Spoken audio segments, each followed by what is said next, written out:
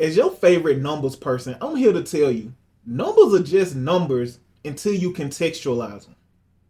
Contextualize? Yeah.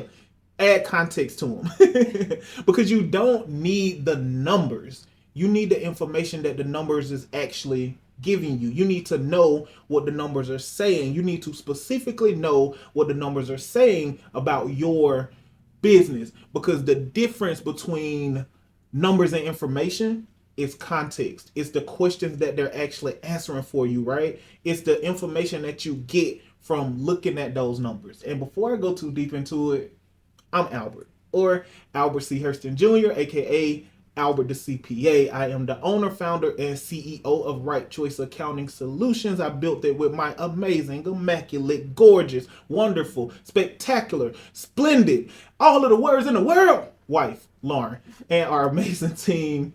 And I know you guys are getting very accustomed to seeing Rachel come through here, and Chrissy. So our amazing team is more, is great. But Right Choice is your full service, one-stop shop accounting and tax solution. That means you hire Right Choice, and everything from the basics of your bookkeeping and payroll to your tax strategy, tax preparation, and those advisory CFO level services are handled under one roof with one team. Now, back to the video.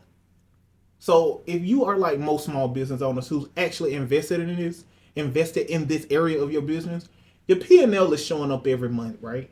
And I want you to think about your P&L. Look at your P&L and just think, is it numbers or is it information and data? Most owners look at it. They feel something. They be like, cool, I get it, I think, whatever, and they move on. And that's how your P&L is lying to you. Your P&L isn't for you to openly interpret. Your P&L is a decision-making, data-giving tool. And if your P&L isn't operating, or you're not using your P&L like that, it really is. It might be the biggest liar in your business, because the P&L isn't necessarily wrong. You just don't have the context to understand what it's actually saying to you. And chances are your P&L is yelling at you. It's yelling at you and you can't even hear it. If you're American or you speak English, it's yelling at you in Spanish and you don't even understand the Spanish that is yelling. Man, it's messed up, Rachel. Real messed up.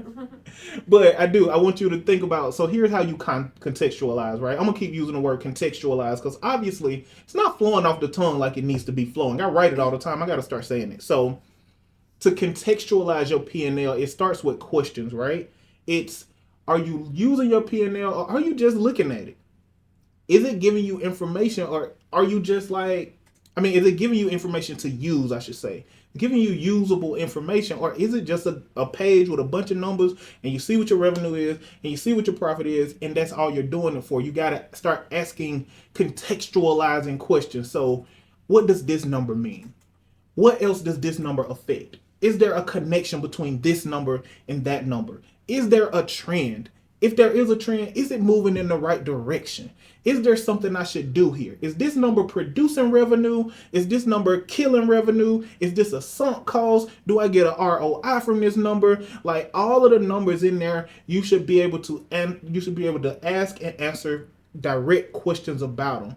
The biggest question or the biggest answer you need is, should we be spending more or less in this area? I get into healthy percentages a lot. I won't do it here in this video, but there are healthy percentages for the expenses on your P&L. You need to know and understand those numbers, and you got to hold your P&L accountable to hitting those numbers, because if you have a team, you have to understand these numbers just to make sure no one is on your team mistakenly overspending and sinking your company. Because if you can't answer like basic questions just by looking at it, again, you're just looking at it. It's supposed to be helping you do something, make some decision.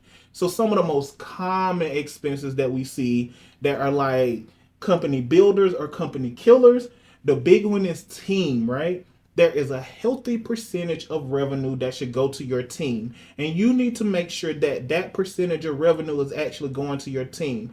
I would venture to say for most businesses that are, I'll just say service-based, 30 to 40% of your revenue can healthily go to teams. For certain businesses, it's a little bit more. For certain businesses, it's a little bit less. And it's up to you to understand what that number is for your business. I am an accounting firm, so about 50%, up to 55% of my company or my revenue can go towards my team, because everything we do is accounting related, and accountants aren't a cheap they're not a cheap workforce. So if we're going to hire really great accountants, we need to be able to allocate more of our revenue towards our accounting function. But there's a trade-off with that. That means that I cannot allocate as much revenue to other areas of business.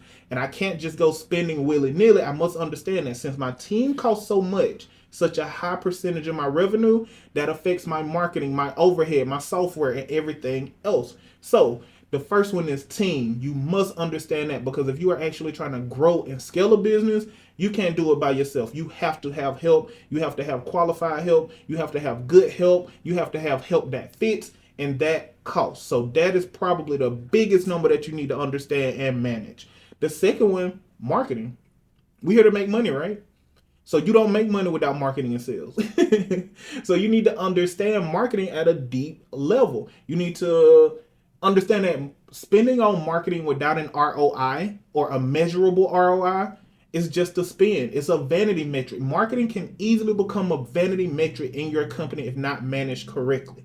You need to understand what percentage of your revenue is going towards marketing. You need to understand the conversion rates. You need to understand the cost per lead. If you're spending $1 into marketing, you need to understand how many leads that dollar should get you. And furthermore, you need to understand what percentage of leads book a call. You need to understand what percentage of people who book a call become a client. You need to understand what percent, you know what I mean? These are percentages that you must understand in order to grow and scale a business. Marketing cannot be all vanity shoots, all social media, all blah, blah, blah. It has to be a data-driven thing. And marketing should always, always, always give you a return on investment. This is not an area of your business that can be an additional cost. And then you have your overhead. There are several other things, but just think about your overhead as the general cost every single month. This is what I spend to run my business outside of my team, outside of my marketing. There are other things for my specific business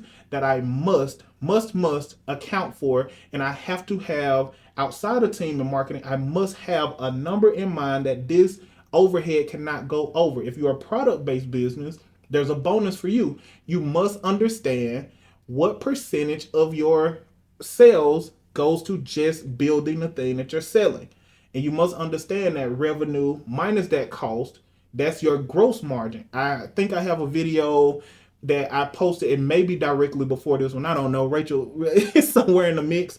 I think it may be the video right before this one on the taping schedule. So if you're watching this one and you haven't watched our video on gross margin versus profit margin, that's a really good video to understand. But don't let me get sidetracked.